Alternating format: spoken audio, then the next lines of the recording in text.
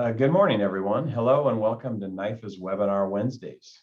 My name is John Turner, and I'm the Manager of Community Development and Research at the Nebraska Investment Finance Authority. Also joining me today from NIFA is Susan Poulos, who is going to be behind the scenes, and she'll monitor the chat and the questions.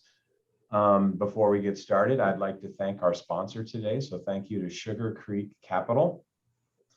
Again, very happy everybody is here today with us. Our topic is an important one. It's about Nebraska's Olmstead planning, which is really about accessible housing for persons with disabilities. So there's probably a lot of people that might not know what that is, and we hope to teach you today. And I know you'll have some questions, and we will save the Q&A until after all of the presentations have happened.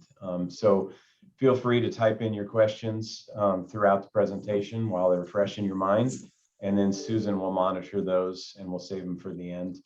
If you'd like to ask your question, you can raise your hand and we can unmute you. Okay, so let's get started. I'd like to take this time to introduce our moderator, Kathy Kay. Kathy Kay is the co-CEO of the League of Human Dignity, an organization that supports independent living for persons with disabilities. The League operates 4 centers for independent living, 3 in Nebraska and 1 in Iowa. They also have 6 Medicaid waiver offices where they administer the Nebraska Home and Community-Based Services waiver. This enables people who meet nursing facility level of care to remain in their homes and communities. The League also has 66 housing and urban development units to help create affordable and accessible housing in Nebraska. Kathy has a Bachelor's of Arts in Communication, Business, and Spanish, and a Master of Arts in Speech Communication. She is on the State Independent Living Council for Nebraska, the Equity Subcommittee for Lancaster County, and the Transportation Focus Group for Lancaster County. And also, we're all on the Nebraska Olmstead Planning Group. So Kathy, I'll kick it over to you. Thank you. Thank you very much, John. And thank you everyone for being here today and to learn more about the Olmstead Plan of Nebraska and how it impacts our housing. And it's my pleasure to introduce all the panelists. And so the first one I'm going to introduce is Marie. Marie Erb is the Managing Director of the Technical Assistance Collaborative. She uses the pronouns she, her, and hers. She has over 30 years of experience working with systems and communities to solve the housing needs of homeless individuals and families and other vulnerable populations. She's an expert in using federal, state, and local affordable special needs housing programs to address these issues and is nationally recognized for her expertise regarding the U.S. Department of Housing and Urban Development, also known as HUD, McKinney-Vento Homeless Assistance Programs, and the Housing Opportunities for Persons with AIDS program. Marie has worked with numerous states and communities facilitating long-range strategic planning and partnerships to create systemic approaches to expand permanent supportive housing, to adopt plans to end and prevent homelessness and chronic homelessness. And in the past year, Marie has worked closely with communities to plan for their response to COVID-19, including how to expand rapid rehousing, to braid funding resources to create a comprehensive approach and use data to address racial equity disparities. Marie has facilitated over 100 training workshops for housing and service providers, public housing agencies, state and local governments on topics related to homelessness, permanent supportive housing, linking mainstream housing and services resources, grant administration reporting, and financial management. So thank you, Marie, for being here today. Thank you, Kathy. Thank you, John. I'm going to share my screen and take a second to figure out how to do that again. Let's see. Is that looking okay, Kathy? Yes, we can see your screen. Perfect. Okay, great. So thank you, Kathy, for that introduction, and John, thank you for outlining all my work. I work at TAC, which is a nonprofit. We're based here in Boston. If you can look outside my window, I think you can see where Ben Franklin was born, apparently. Hey, Marie. So we're here. Yes? Will you start your slideshow from the beginning? Oh, it's not showing. Okay, sorry. That's okay. If you hit from the beginning, Nope. at the top there on the left from beginning. There you go. Thank you. All right. Good. Sorry. So anyway, that's TAC. And one of the things Kathy didn't talk about is, and I will in a bit, is one of my favorite projects has been working with Nebraska. And I feel, I've gotten to do a lot of work in Nebraska. It's going to be my first trip coming out of COVID. So I'm really excited about that. So thank you all for being here today. So John said we're talking about the Olmstead Plan. I thought it would be important to first talk about, can you see my screen? Is it looking weird? So it was looking fine, but now we see a blank screen. Yeah, all right. I'm going to stop for a second and then start again. I'm sorry. Let That's me okay. just see if I do this correctly. Why are you not showing? It looked good at first. It was just when you advanced. Yeah, I think it's hold on, everyone. That's why we practice and I didn't. Maybe it is from the beginning. It might just be that you have a blank screen. So what's your next slide? It is a blank slide. So if you want to just advance on, you should pick up right where your screen is. There you go. Okay. I don't know why that happened. Okay, great. So, so the Olmstead case came about when two women who were essentially, couldn't leave a state facility in Georgia, and they were basically stuck in this facility, this institution, and their treatment team felt that they could move to the community, but there were few options available to let them move into the community. Lawyers representing them sued the state, saying that the state was violating the Americans with Disabilities Act. And that case went all the way up to the US Supreme Court.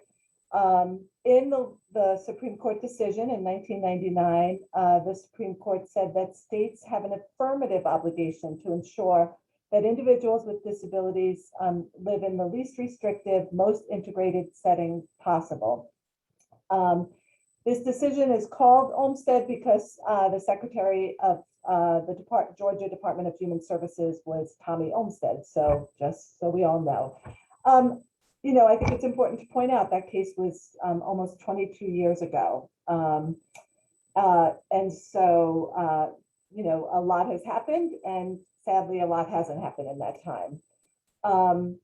The decision, so the Department of Justice took the Supreme Court decision and basically defined community integration. And this was one statement, but I break it up into different bullets because I think each point is really relevant, and I want to make sure that they're all stressed here.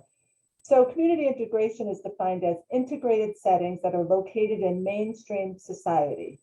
They offer access to community activities and opportunities at times, at frequencies, and wherever an individual chooses for those activities to happen. They give an individual a choice in their daily life activities. And again, I stress that word choice. And they provide individuals with disabilities the opportunity to interact with non-disabled persons to the fullest extent possible. That last bullet, if you're living in an institution, you're generally only interacting with other people with a disability outside staff who you might be able to interact with.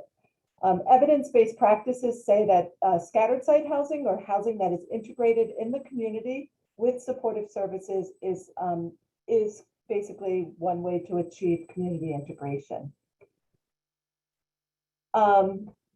Again, this has been going on since 1999, but the last year and a half have also refocused attention on Olmstead. More than a third of COVID deaths happened to people living in nursing homes or other institutions.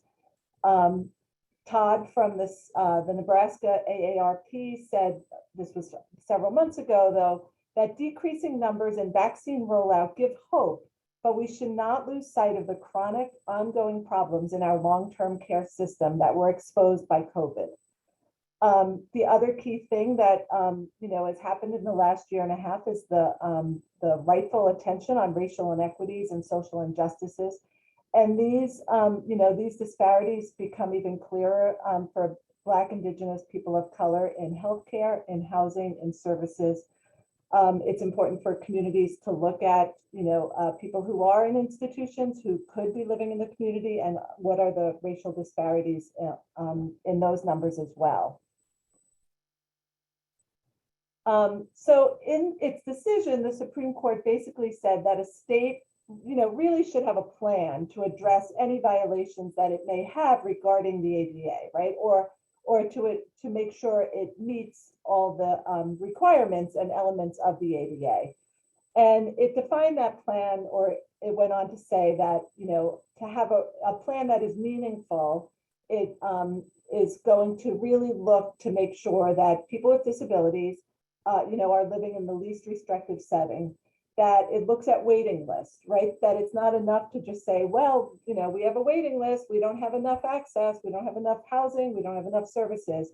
And that it really, it did say that if a state had a reasonable, a good plan, a strong plan, that could be a reasonable defense, though, to say that it's really working toward achieving its goals.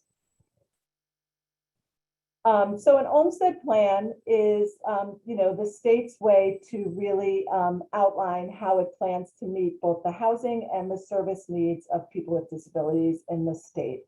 And the plan should identify what are those strengths, what are the weaknesses in the full system of care, and then set out, reasonable, achievable goals. Again, though, really trying to stretch the limit and really trying to, lay out what it needs to do in order to get people to be living and thriving in the most integrated settings. It's not a plan that should be done and put on a shelf. And, we say that about lots of plans. And there's lots of plans that are out there, right? NYFA has to do a plan for its tax credit program. Medicaid is often doing plans. Medicaid might be looking at any transformation. The Olmstead plan ideally is aligning with all of those other plans. As I said, it should be realistic, but it should be really, something that is actionable and does push the state toward doing maybe things it didn't do or thought it couldn't do. It should have long-term and short-term goals, and it really wants to track and report on those goals. And, the main focus has to be to get access into integrated settings, not segregated settings. So it can't, just kind of expand the number of units, say, of a model that is segregated. It really needs to be creating and expanding those units. And by units, I mean housing, or I mean service units in more integrated settings. Many states look at their Olmstead plans and address these kind of settings. So it may be state hospitals, it's nursing facilities, nursing homes, congregate care settings, the prisons, jails, the correctional institutions, and then employment workshops or day programs. And a plan also wants to look at not only who's in those institutions, but who is at risk of becoming institutionalized. So often a plan will address people who are experiencing homelessness as people who may end up in one of those institutions, and often do end up in those institutions or float in and out of them. It looks at people who are living with their parents who are aging, and that, when their parents are no longer alive, may be at risk. And then people who are living in housing programs, maybe even in the community, but those conditions are really substandard and not safe for them to be living in. So a plan, kind of key parts of a plan, will identify populations. Some states break out their plans. They might have a plan for adults. They might have a plan for youth. Others put it all together. But the plan has to identify who is the population you're looking to address. Doing any kind of data analysis. So to develop the plan, TAC was part of the development of the Nebraska plan. We looked at data. We talked to key stakeholders. We analyzed data. We looked at what resources are out there. It should look at definitely housing. Housing is the key part, I think, of really achieving all the other parts of Olmstead and the ADA. So these are kind of, the list is here. I won't read them all. Oops. That's a picture of the Nebraska plan, which was published in December of 2019, but it took a while for us even to get there. Back in 2014, I was part of a TAC team that worked with the Department of Behavioral Health to develop a strategic plan. 2 years later, we kind of took that and focused on a supportive housing plan, again, keeping in mind Olmstead and community integration. And then in December of 2019, the Olmstead plan was, the full plan was submitted to the Nebraska State Legislature. And as I said, somewhere between, probably starting in 2018, we really did that whole data analysis and stakeholder interviews and focus groups.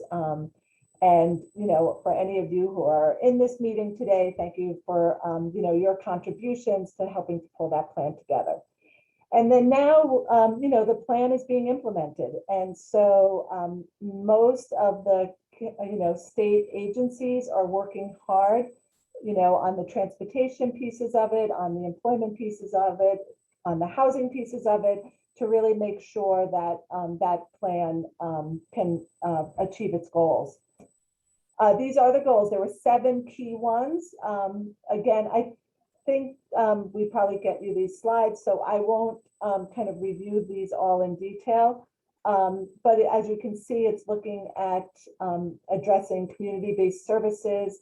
It's looking at making sure that there was both choice in education and employment opportunities, and that transportation. And in a state like Nebraska, we heard a lot how challenging that could be in rural communities. And just again, really making sure that the state receives, that there people in the state with disabilities have access to the services and supports from a really high quality workforce. It's often, a field where people work for a few years. There's a lot of turnover, and the plan, through our meetings, really identified the need to, support the staff who do work with people in disabilities in the various service areas to make sure that they stay, that they're, trained and kind of always keeping up with new best practices. So, I'm a housing geek. So to me, housing is everything. And when it comes to Olmstead, I truly, truly believe that. Permanent supportive housing or integrated housing is lease-based. So the individuals with disabilities hold a lease. They are, have all the rights of tenancy as others in the community. They would then have access to services that they choose, so that they can choose the service provider and choose what services they want. And maybe that ebbs and flows based on their needs. Permanent supportive housing is much more cost effective than institutional care. And that's been, definitely supported by lots of different research that has looked into different institutions and different permanent supportive housing. But other integrated housing options are also possible. Not everyone living with a disability needs permanent supportive housing. Many need affordable housing and with access to some services. And that's a key thing too. And then just again, that this quality affordable housing, really I think is the foundation for individuals to maximize their integration in the community, to be able to choose the activities that they want to participate in. Goal number 2, so I showed you 7 goals that were in the plan. Goal number 2 is the one that focuses on housing. It says that Nebraskans with disabilities will have access to safe, affordable, accessible housing in the communities in which they choose to live. And that is the goal that, since the plan was published, that a number of key state agencies and other partner agencies have been really working toward achieving and putting into place. Typical strategies that any state, any community would do to increase access to housing is to, 1, build more housing. when we were waiting for this to go live, I was just listening to my co-presenters, talking about the tough housing markets in many Nebraskan communities. So, that we're not going to kind of address the housing needs unless we're able to build more housing. And by that, I mean more affordable housing. It's increasing rental assistance for existing housing that's out there. Many people with disabilities are extremely low income or low income and cannot afford the market rents that are in your neighborhoods. So we really need to get rental assistance and then services to go. And then I think Tobias will be talking about really strategies to address the accessibility needs, right? Some housing units, may need physical modifications to make sure they're accessible. But you also want to make sure they're accessible to transportation and to the services that people want to be able to access as well. So year one was done on the plan, and TAC is working with the state to really try to track where we are with achieving our goals. And the Department of Behavioral Health was able to increase the amount of state-funded rental assistance in that year. So that was a plus. DBH was also able to get $800,000 to help support the development of 30 additional units of housing. It created a housing coordinator position. One of the kind of needs that was identified is someone who could really bring all the different players and parties together regarding housing and really be that coordinating voice to keep us on track with the housing plan. And then we're lucky that the Lincoln and Douglas public housing agencies were interested in and then applied for and were successful in getting mainstream housing vouchers, which are housing choice vouchers that are targeted or only available to people living with disabilities. So those new vouchers will also be coming into the Lincoln and Douglas communities. So that was a success. And we're continuing to work. So we have an Olmstead Housing Committee that meets regularly. Maybe Bernie will chat about that a little bit. I say the committee is always going to kind of keep looking at identifying new action steps, looking at new resources that are coming out, and with COVID-related funding from the federal government, there's a lot of new resources that keep coming out. So kind of keeping our eyes on that, and then continuing to track our progress. So I know we're going to have time for questions and answers at the end. So I'm just going to end now and pass it back to Kathy.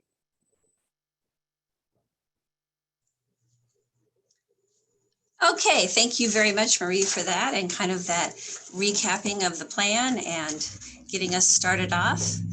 The next person that I would like to introduce, our panelist, is Bernie Hascall. Bernie is the Policy Administrator for the Department of Health and Human Services, the Division of Developmental Disabilities. He's been in his current role since June of 2021. In addition to supporting the 4 Medicaid home and community-based waivers, Bernie is also leading the Olmstead planning efforts for the state of Nebraska. Prior to joining the Division of Developmental Disabilities, Bernie served as the administrator for the Nebraska System of Care for the past 5 years. Bernie has worked across systems and draws experience from both the private and the public sectors, having worked in juvenile justice, child welfare, developmental disabilities, behavioral health, and domestic violence. So it's my pleasure to welcome Bernie. Okay, thank you, Kathy. I'm going to go ahead and share my screen. If I could get a nod that you're seeing the Nebraska Olmstead slide up.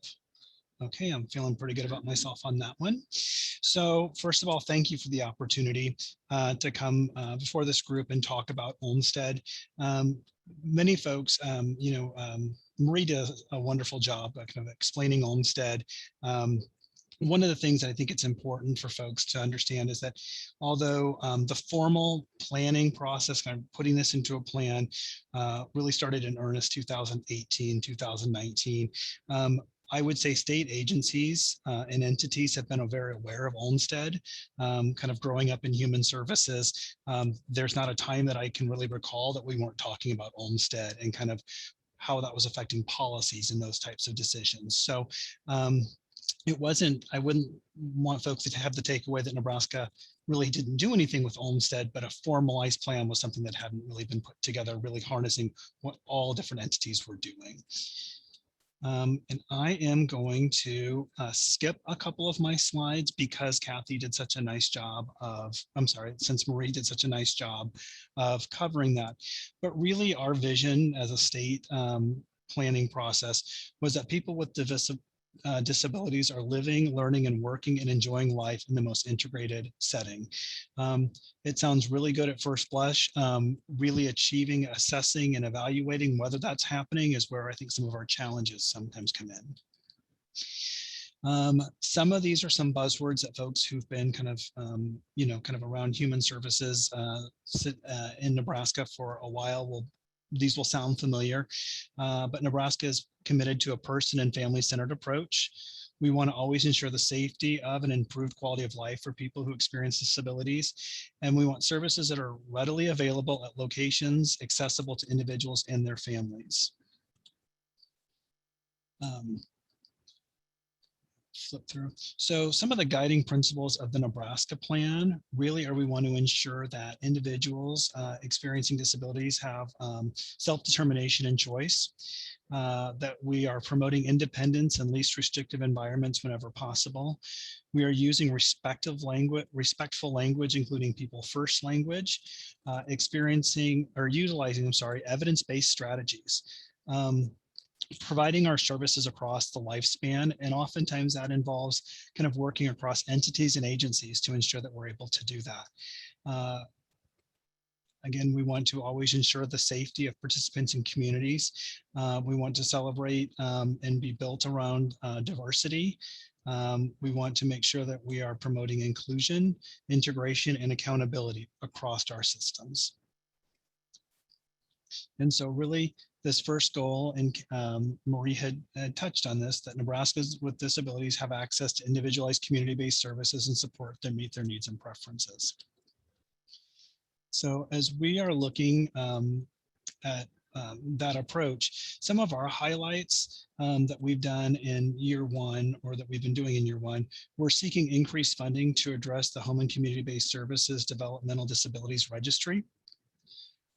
We wanted to fund additional services coordinators to serve individuals coming off of that registry. We wanted to really look at the services and interventions that we're creating across our systems to ensure that, at least on the DHHS side, that there's no wrong door. And when I say on the DHHS side, because we have so many kind of partnerships with other community providers and contractors, we wanted to make sure that we had in place, the ability for wherever an individual reaches out, we're able to connect them with the most appropriate interventions. And that Division of Behavioral Health would address and quantify the need for statewide expansion of behavioral health services. I think, Marie had talked about some of the indicators that we've had during the COVID pandemic, and we had talked about the number of individuals who were in congregate care and kind of the risks that posed to them. I think that the other thing that we'll start seeing is the risk that behavioral health challenges that folks may be experiencing as a result of living through a pandemic, and on that, hopefully on the back end now of a pandemic, but recognizing that we may have individuals who are experiencing some behavioral health challenges. And so again, making sure that we've got the appropriate interventions to support those individuals. Our second goal is that Nebraskans with disabilities will have access to safe, decent, affordable housing in the communities they live in. I'm not going to go too far into this because I know Marie did already mention that. But again, really looking to align our goals and objectives with what kind of nationally is being said should be involved as we look at trying to expand housing options for all individuals, including those who experience disabilities. One of our Olmstead 3 goal was Nebraskans with disabilities will receive services and settings most appropriate to meet their needs and preferences. And so really looking at opportunities that we have within our systems to divert admissions from facilities, divert admissions to segregated settings, and utilizing strategies to reduce juvenile justice involvement in homelessness. And although to me, those seem like really clear approaches, one of the things that I think oftentimes that we're missing when we talk kind of in generalities, when we talk about this Olmstead approach, and we talk about individuals who experience disabilities and making sure that they have access to appropriate services and supports, is oftentimes we're a little bit too downstream with those. Obviously, we're talking about extremely necessary needed supports, but how do we get a little more upstream on some of those? And so one of the suggestions that I bring when we talk about juvenile justice involvement, this is a perfect one. There are some very concrete things that we can be doing right now to help divert youth from the juvenile justice system as appropriate. But I would challenge us that there are also some preventive and some early intervention strategies that I think really do contribute to a very successful Olmstead approach. And so when we start looking at youth who are maybe in childcare centers, are we supporting those childcare centers and those providers with appropriate resources for kind of social emotional learning, and to be helping those youth really to help maybe address behavioral health challenges or other challenges before they manifest. Some additional strategies of that goal, we're providing in reach to people in nursing homes and institutions, continuing to engage the administrative simplification of the ICF and consolidation at the Beatrice State Developmental Center. The behavioral health would provide boot camps and assess its impact. And those provider boot camps were really designed to reach out to our behavioral health providers in the state to make sure that they have the skills and training and abilities to appropriately respond to and support individuals who maybe have complex needs. So maybe they do experience an intellectual disability or cognitive disability, also having a behavioral health challenge at the same time. And that are the providers that we have in our state, behavioral health providers, prepared to adequately and appropriately respond to their needs. And that we would continue to work on to address barriers to acute care and other community-based services that can divert from the justice system. I think sometimes we hear about the kind of the school to prison pipeline, or we hear about individuals who are struggling with a behavioral health challenge, and because those needs aren't met, they're ending up in kind of the justice system, a process that I think everybody across the board would say is not appropriate. Our fourth goal, that Nebraskans with disabilities would have increased access to education and choice in competitive integrated employment opportunities. So we wanted to make sure that we have strategies to support integration and strategies to support competitive integrated employment.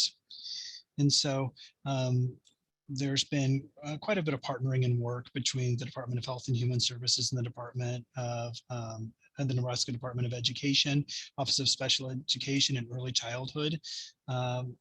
Also working with the Nebraska Commission for the Blind and Visually Impaired to continue to support youth who are blind or visually impaired to graduate and transition into adulthood. Health and Human Services and Voc Rehab and their partners continuing the implementation of Project Search, and that developmental disabilities will implement a mechanism for tracking employment for individuals in the Medicaid HCBS waivers. Nebraska's Olmstead Goal 5 was that Nebraskans with disabilities would have access to affordable and accessible transportation statewide. Just kind of an aside, when I went in and joined the Division of Behavioral Health 6 years ago, I had met with community system involvement, system advocates, and said, what can we do for behavioral health for our system of care? And overwhelmingly, the response I got was, we need to deal with our transportation issues in Nebraska. That is a huge barrier for all sorts of initiatives. And so oftentimes when people think about a system of care, an intervention, housing intervention, transportation doesn't normally bubble up to the top in a lot of areas, but in Nebraska, it is a very real barrier for folks. And so some of our strategies to support that was that the Department of Transportation would support inter-city bus marketing campaigns, looking to establish regular meetings with the Nebraska Department of Transportation to open lines of communication and collaboration with DHHS, and that ATP would focus efforts towards educating services coordination and vocational rehabilitation staff on vehicle modifications in that process.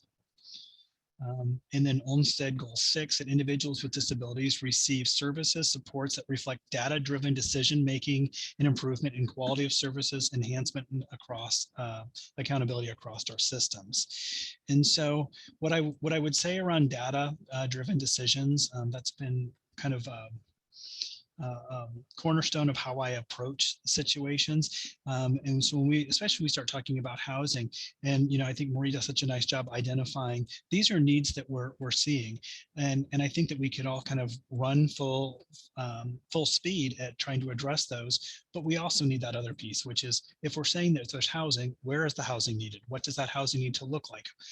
What populations and if it's going to be integrated, which is what I would assume integrated, what parts of town is that most needed and where is it most desired? Those are the types of conversations that I think are so important to make the good decisions that are going to be lasting and impactful. It's very difficult to make a sustainable plan if we have system partners who are kind of working in their own silos. They're not talking about data, they're not talking about needs, and everybody has the best of intentions, but inadvertently misses the mark because they haven't involved all of their system partners in that decision. And maybe what sounds really clear in my head until I talk to Kathy, and Kathy says, no, our data wouldn't support that. Have you looked at it this way? That's extremely impactful, and we need to make sure that all of our system partners are building off the experience that each other has. Also looking at our data sharing, we're data rich and sometimes information poor in our state. We have so much data, but unfortunately, oftentimes we can't talk across data systems. Our data doesn't talk to each other. And so we really do have some opportunities to start figuring out how as systems we can utilize our data in a more integrated way. That's a huge lift. That's not something I think that any of us think will happen in 6 months or a year. That's going to be a long-standing objective or kind of strategy for not just Olmstead, but for all sorts of different initiatives across the state. Looking at how we explore satisfaction surveys as a part of our monitoring and implementation of the Olmstead Plan. Currently most providers, most entities do some type of a satisfaction survey. And again, if you develop that satisfaction survey in kind of your own little bubble, maybe we're not asking the questions that would be super helpful to one of our system partners or even to ourselves to understand how our energies and efforts are supporting individuals to have the types of lives in an integrated setting that they would like to have. And that we would look at our national outcomes in the area of developmental disabilities. There's a lot of outcomes that are tracked, but I don't know that we're always looking at those measurable outcomes to have them help inform what our next steps would be, or what we should be asking. What are the next questions and the next question after that? And then Olmstead Goal 7 is that Nebraskans with disabilities would receive services and supports from a high quality workforce. This is an area that I think everybody is sensitive to. I think COVID has shown kind of across the board how vulnerable we are as a state as far as workforce in all sorts of different and industries.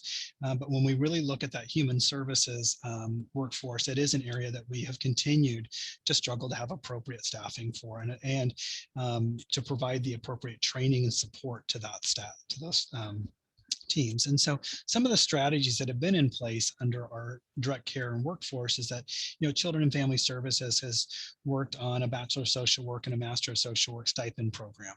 DHS has collaborated with Institution of Higher Learning to expand certification for direct service workers. One of the areas we have like a peer support work in the field of behavioral health. And so trying to make sure that there were appropriate trainings and supports for those individuals who are doing that work.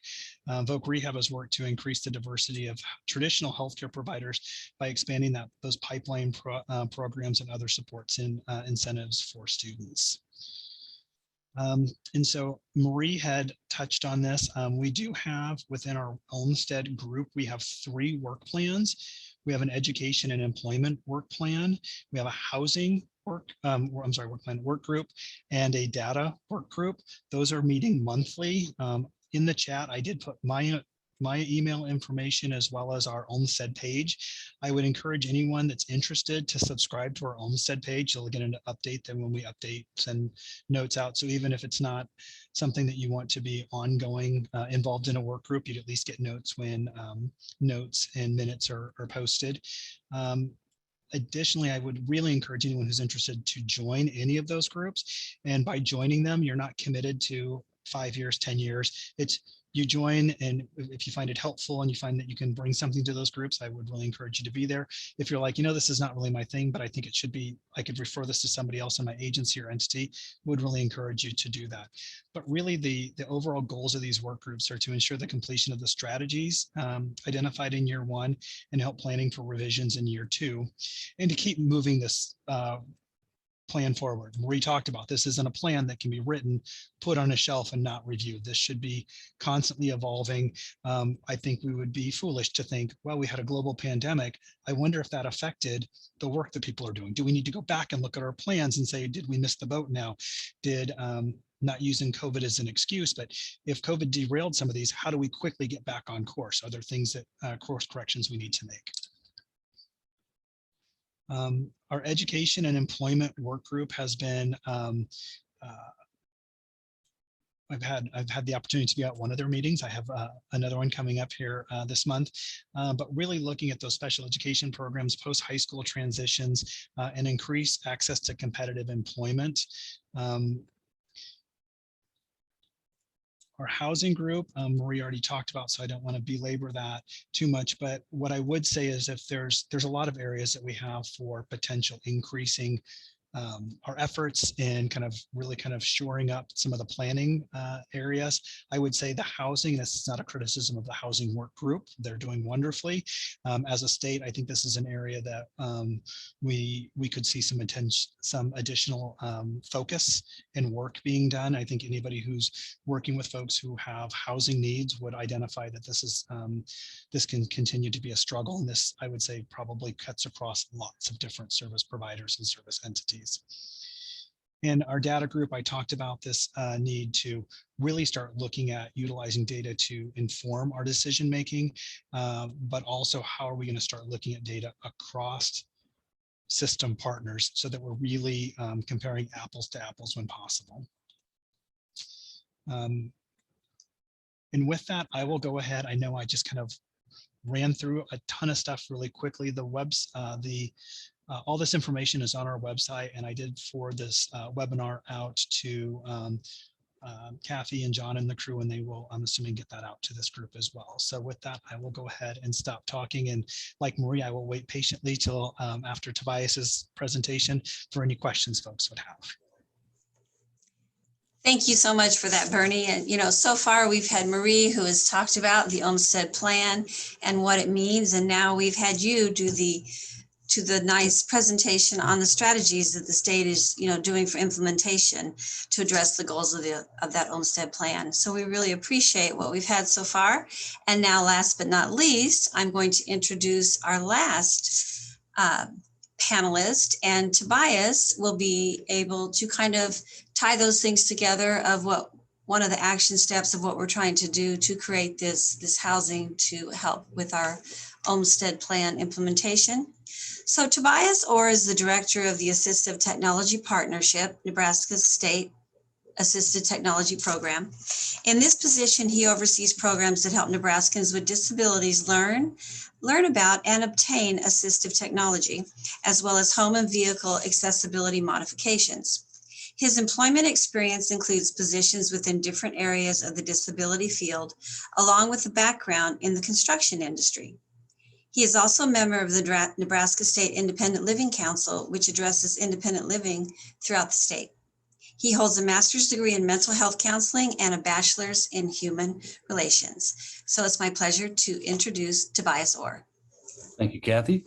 So my name is Tobias, and I am the director of the Assistive Technology Partnership, and we're a state agency within Voc Rehab and the Department of Education. And so our focus is assistive technology and then also accessibility, home modifications, vehicle modifications. And so John asked me just to come talk today. I didn't bring a PowerPoint or anything like that, but he asked that I talk just a little bit about what I see in Nebraska's housing market or housing stock, you might say. So ATP, we do home modifications through our partnerships with DHHS, Nebraska Voc Rehab. We have some private funding, and then we also do resource coordination, helping people find funding to pay for modifications. Just in general, Nebraska's housing is not accessible. When you go home today, look at your home. Almost every house that we've run across or that you see has steps. If only 2 steps going into the house, or the split level homes that they loved to build back in the 70s and 80s, just immensely hard to make those accessible for individuals that use wheelchairs or power chairs or even walkers, crutches, canes. Steps are a problem. Along with entrances, you also have bathrooms, having them a bathtub. For an individual in a wheelchair or an individual with mobility issues, getting into a bathtub can be quite dangerous. And so what you actually want is either a 0 entry shower or just a small step into the shower. But there's other things such as roll under sinks, grab bars, kitchen appliances is something else people don't think about for individuals that use wheelchairs. But what it really comes down to is that most houses in Nebraska are not disability friendly. And this is also something that people don't think about until they actually need it. We all buy houses and everything's going great, but when it comes to aging in place, really think about where you're at and would this house suffice if you had mobility issues later on. And so when ATP goes in, we usually try to follow ADA guidelines. Even though ADA doesn't apply to single family dwellings, we still use it as best practices. So for example, when we do an entrance ramp, for every foot of rise or elevation change, you want 1 foot of ramp, or for every inch of rise, you want 1 foot of ramp. So that's called a 112 slope. So you figure your average house has 3 steps going into it. Each step's about 7 inches. That'd be a 21-inch rise. You're looking at about 21 foot of ramp, which is what most people don't think of. You'll see those ramps that somebody's cousin came and built for them, and it's going at a 45-degree angle. Things like that are dangerous. And to have a safe slope, that's where the cost comes in, because if you're talking 21 or 34 foot of ramp, if it gets long enough, you have to have a switchback, which means a 60-inch turning radius platform. So we're talking a lot of materials and a lot of financial investment to have that ramp.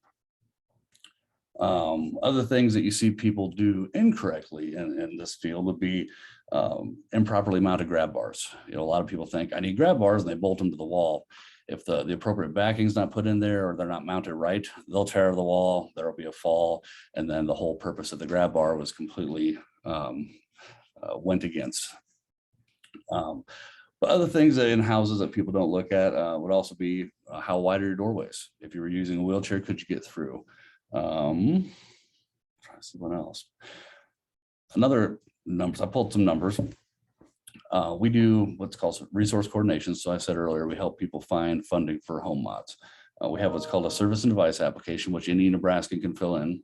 And we use those to kind of look and see what resources might be available to them. In the past 12 months, we had roughly 290 of those come in, and about half were for home mod requests. Individuals filling these out oftentimes do not qualify for the waiver programs, Voc Rehab, some of the bigger funding sources. And so we'll try to connect them with grants or other programs they may qualify for, but honestly, it is tough to put together that kind of funding. Your average project costs. So in the last year or so, our ramps are running anywhere from about $8,000 to $12,000, and that's only getting worse because materials have skyrocketed over the last 5 months. Your average bath mod is going to run roughly $7,500, but most of them are about $8,000 to $15,000 now, depending on how extensive it is. You also have things like vertical platform lifts. If a ramp won't work, a vertical platform lift is an option, but you're looking at about $15,000 for that. And so I just wanted everybody to understand the amount of money it takes to make a house accessible. And so when you have something like accessibility that nobody thinks about until they need it, when the time comes to modify that house, most of us don't have $10,000 or $15,000 laying around. And for the ones that qualify for programs that can fund it, they're sitting pretty good, but there's a lot of individuals out there that don't qualify, but don't also have $15,000 to modify their home. So that's really kind of my broad overview on accessible housing in Nebraska. And so if there's any questions afterwards, I'd be happy to answer them. So thank you very much. Thank you very much for that, Tobias. So now we've kind of concluded our presentation, and now the panelists are going to open it up if there are questions that anyone has, and you can either ask it, directly to an individual, or you can just ask it for the group and we will all chime in. So, because I don't believe that there was anything else that we needed to cover. John, was there anything else in the presentation? No, I think that was great. I think you all covered kind of the entire spectrum, giving people a background on what Olmstead is and the Nebraska plan. I don't see any, let me look and see here. I don't see any questions, but I think based on our great interaction yesterday during our practice and some of Tobias's comments, I think it's probably a wake-up call for a lot of people. I do remember one time NIFA has a networking event. We used to have a networking event and in Lincoln, and I remember talking to Kathy and Tobias about just the stuff Tobias said about houses not being accessible. Mm-hmm. Since then, my father now has a walker, and he came over to visit, and I have 4 steps going up to my house, and it was really hard. When he had to use the bathroom, and we don't have one on our main floor, it was really, the reality kind of was a hit in the face, but that could be any of us. So I thought maybe I'd just try to get that conversation going again. It was very Sure. impromptu yesterday, but it's so what do you true. think? It's so true what you say. Nobody realizes until it impacts you personally, and nobody thinks they're going to end up with a disability.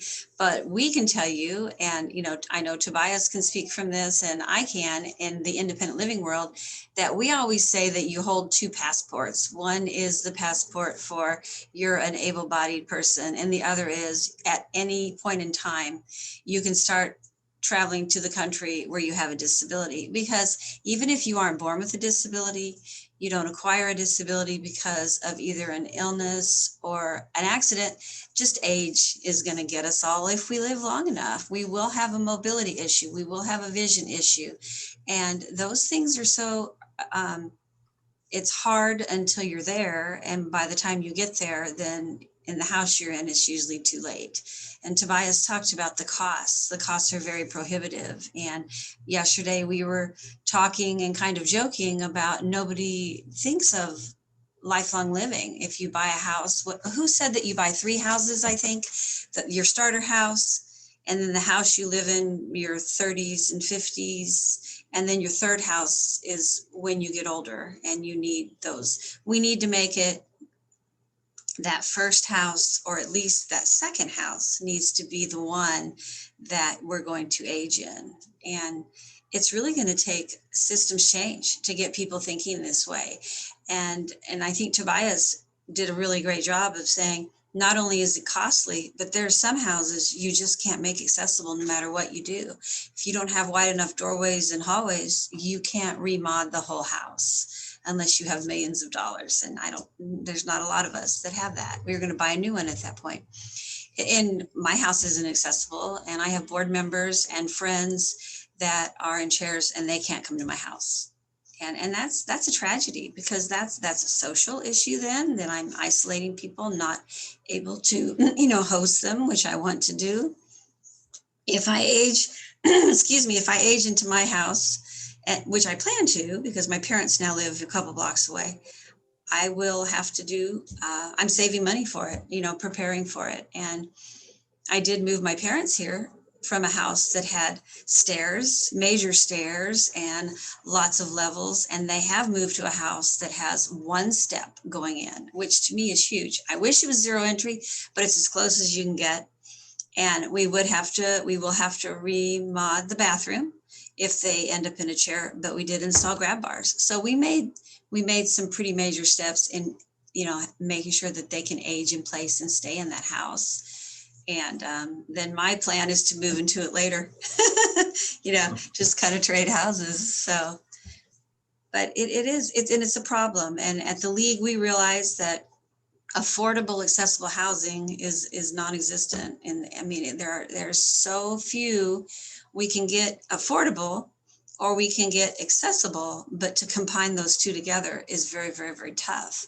And that's why the league we have 60, I always forget how many we have.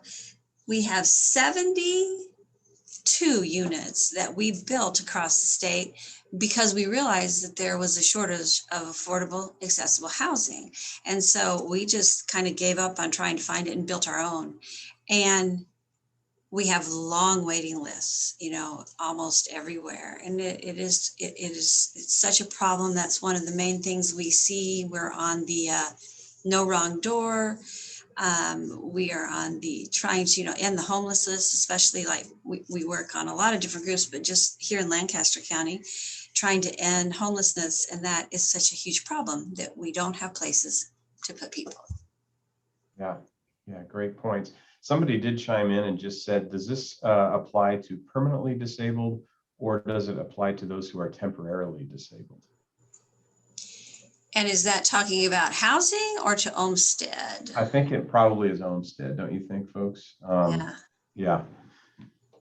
And Olmstead would apply across the board if it is a temporary disability or not. The lifeblood of Olmstead is that people are able to live in the community they choose in the least restrictive environment. So that would mean if they did have a temporary disability, and we're seeing that a lot with people that are recovering from COVID that weren't previously disabled and now they've lost their legs with blood clots, or they had a stroke with the COVID, or they have lung issues and now their their walking is impaired and their ability to do physical activities. But they will be able to rehab and to learn how to live without their legs. They will get training. They can they're going to have a chair, or they might get prosthesis, and they will learn to be able to accommodate to that. It's a shift change. And that would be something that maybe they are currently now in a rehab facility, but they want to get back in the community and live in their own home.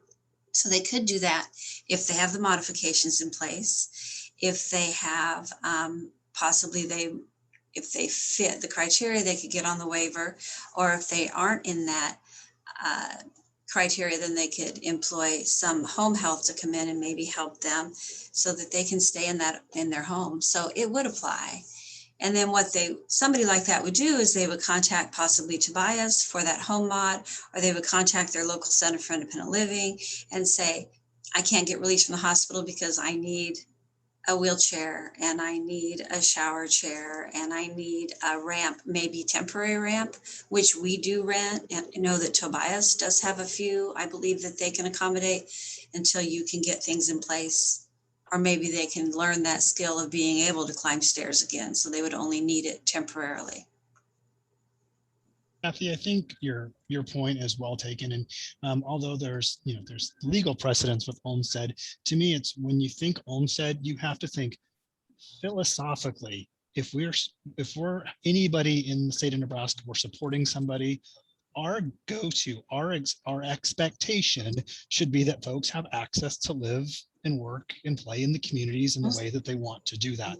And so it's really challenging, in my opinion, it's challenging that notion. So your point being, well, somebody's experienced some type of a situation, it's really challenging our notion that, well, then we need to find this type of a place for them. We need to do this. It's like, no, we need to challenge ourselves on how do we support that individual to maybe return home if that's possible. If that's not possible as is, what are those modifications? I mean, that should be our go-to response as system partners, which is what is important to this person and how do we coordinate to make that happen. And I would say and challenge ourselves that, and if there are things that are that don't allow for that, if there are policies, there's procedures, there's things that need to change, then those are what need to be kind of filtered up and really identified. If there's something that I would be helpful, and I referred over to Tobias, and Tobias is like, well, the rule here in section 4 says we can't do that. Our question just has to be, well, what do we need to do? How do we either move around this rule? How do we make this rule accommodate? Or who do we talk to about changing this? Because this is a barrier to this person, achieving what it is that we would have for them, or based on what they're wanting. So I would really encourage folks that Although yes, Olmstead, there's some legal precedent behind there. We want to always stay on the right side of that. It really is going to have to be a philosophical kind of internal change to how we see ourselves, see the individuals that we're trying to support. Well, and I see that we had that question that somebody did ask. Is it only COVID specific for this, like this temporary disability? And no, it's not. And I want to make sure that all panelists know that, because they may not be reading the chat. It can be any type of disability. But another good point is COVID-19 has really increased the need to be adhering to Olmstead, because one of the things we saw during COVID-19 were people in the institutional settings, the nursing facilities and the assisted living facilities, those group living settings increased the danger of acquiring COVID and dying from COVID. And so it became even more important, if people wanted to leave those settings and to live in their community, to get out of there and to find the supports. COVID really highlighted that, because people were dying in these facilities because of the close contact, and you just don't have the space. And I think that really highlighted the importance of Olmstead. And it's a terrible event that happened, but it did shine light on why Olmstead is so crucial and so important. And also it became a huge health issue, the COVID-19 risk. We know that it's a mental health issue, that people want to not live in places, if they want to live in their community, that is so important for them to not be depressed, to not be anxious, to be happier and have a better quality of life. But this also highlighted that the physical danger of living in those community, in those congregate settings. Thank you. Yeah, so Jennifer, in the chat, you probably saw that in Omaha, we have noticed more landlords unwilling to accept rental assistance. Due to this, we have a smaller pool of landlords to work with public housing authorities and other housing providers. Have there been discussions about moving individuals from a congregate living situation that is essentially another congregate living situation in the community? And I did think about that, Marie, when you talk about integrated. I know in our meetings, we've talked about apartment complexes that specifically are targeted for people that are, formerly homeless, or maybe even some communities have housing for people that are chronically homeless. So you have more nonprofits that are looking at building their own housing so they can actually have housing for folks that really need it. Yeah, I mean, I think the key is having choice, right? And that if a congregate setting is the only option, then that's not really choice. But if there was, a range and someone chose that setting, then that might be okay. I do think there's also kind of limitations on how certain Medicaid funded services are allowed to be used in housing that's not integrated, right? That is, like, say, 50% or 100% people with disabilities. But I think the key takeaway for the state and everyone working to make sure we meet Olmstead goals is choice. Like, that should be the guiding light for us, is creating choice.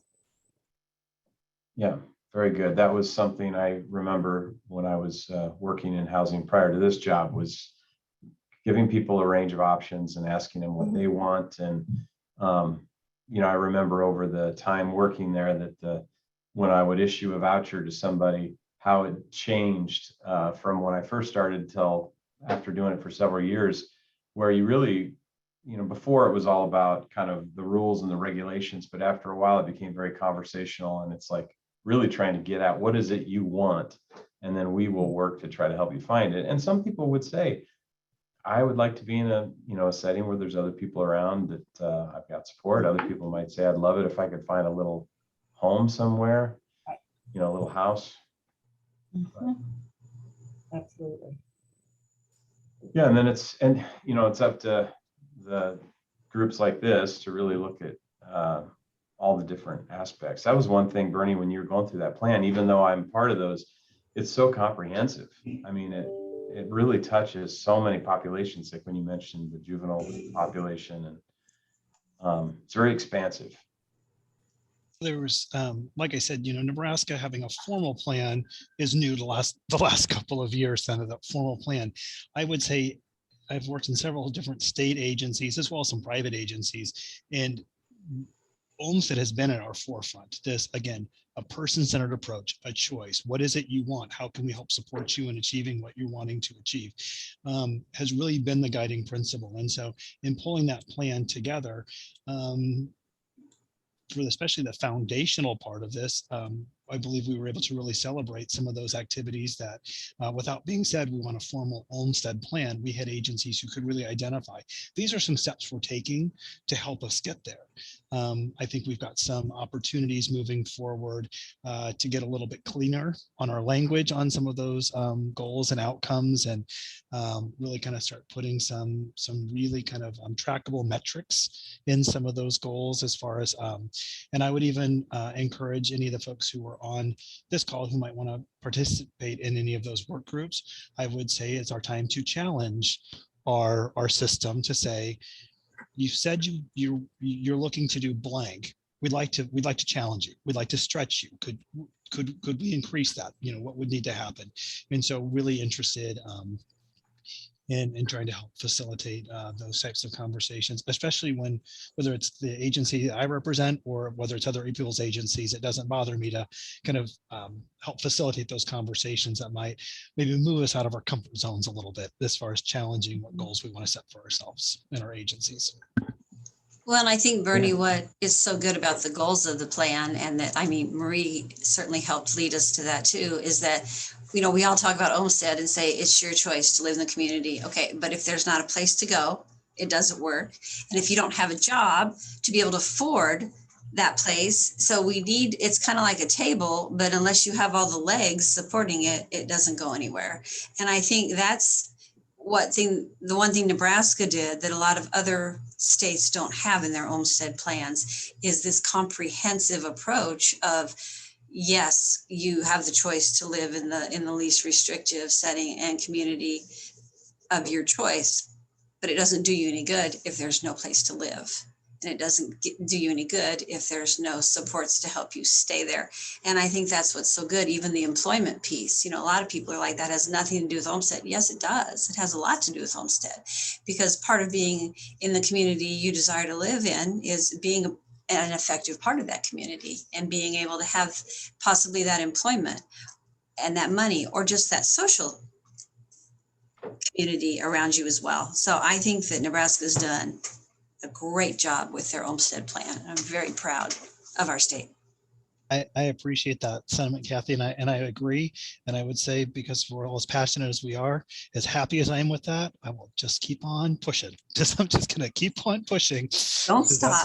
That's what needs to happen. But I would agree that the comprehensiveness and the approach to Nebraska was really impactful. And I think we're going to push a little bit further to even get even more broadly looking at kind of those services and supports that go way upstream. So when we start looking at those preventive services, those early intervention services that should help, again, divert so that we're not even having to have this conversation about, I wonder if this person will need to go to this type of place because that'll meet their needs. I would say that we've given them the support to help lessen either that impairment or whatever that might have even brought us to that conversation about looking at potential restrictiveness and where they would choose to live. So I really think that there's some really good opportunity. And we've got some great partnerships in Nebraska between our public entities and some of our private partners who just do wonderful work. So again, worked in systems work for the last 20 years. This is the stuff that I love, which is these kinds of conversations to say, how can I look at Tobias's work that he does and say, how can that help maybe a population we haven't thought about before? Or what is it Tobias needs for me to be more effective with what he's doing with his population? Those are the conversations I love having. So I'm just going to, my last remarks real quick. So I'm proud of Nebraska just in general. I think the Olmstead plan is great. It's solidifying these partnerships and it's making us look at going different directions. But in general, in my opinion, I think Nebraska has done a good job in the housing realm for quite a while. So ATP, we've been partnering with DHHS for years doing home modifications. And I've had vendors of mine that do our home mods for us that work in the states surrounding Nebraska. And they told me that the first thing they always ask an individual that comes to them with a home mod is, what state do you live in? Because if it's Nebraska, they know there's funding. They know they can do the job. They know they can make that home accessible. But some of our surrounding states don't have the partnerships, don't have the programs, or if the programs are there, no one knows how to access them. So Nebraska, we've done a good job, at least for certain populations, being able to funnel that funding and keep people in their homes. And just one last thing to think about was, so something I did say earlier, how expensive these projects are, and it does cost, tax dollars. But if you look at, let's say we spend $10,000 on a home mod and it keeps that person, independent in their home for 5 years, pretty much the first 3 months of a nursing home would pay for that home mod. And we just bought 5 years. And I've looked at cases where we've helped an individual years back that theoretically would have been at the level to go to a nursing home. But because of that $7,000 project or whatever it is, we're here years later. And so it adds up quickly. We're looking at hundreds of thousands in savings for certain individuals. So, that community living, staying in those homes, that is by far the cheapest and then the best bet all the way around, like Kathy was saying, emotionally, mentally, spiritually, just people want to be in their homes and they should have that choice. And so I'm excited about the Olmstead plan. I'm excited about the conversations we're having. I think the work groups are on the right track. And so this is an exciting time to be working for the state. Very good. Well, I can't think of a better closing statement than that, Tobias. So thank you all so much. Yes, thanks to everyone who attended the webinar today, and thank you to the presenters. Marie did have to hop off, so I saw she mentioned something in the chat, so we'll definitely thank her. I want to thank again the sponsor today, which is Sugar Creek Capital, and remind everybody that this webinar and all of our previous webinars are available at our website, NYFA.org, under Community Development Trainings and Webinars, or you can simply go to our YouTube channel, which is NYFA Housing, and you'll see all of the webinars we've done. And actually, this kind of marks a milestone for NYFA. We've done so many webinars during the pandemic, and we had to pivot. We normally have a conference, and this was our pivot point, and we had so many great webinars. So this kind of closes our chapter of NYFA's Webinar Wednesdays. We'll start moving into networking with NYFA, which will be more of a networking event, and you'll be hearing about that. Don't forget to go to NYFA to sign up for our listserv so you can get all the emails to you, current events. Check us out on Facebook, which is also NYFA Housing. And with that, I will say everybody have a great day and a great week. And thank you again. Bye, everyone. Thank you. Bye-bye.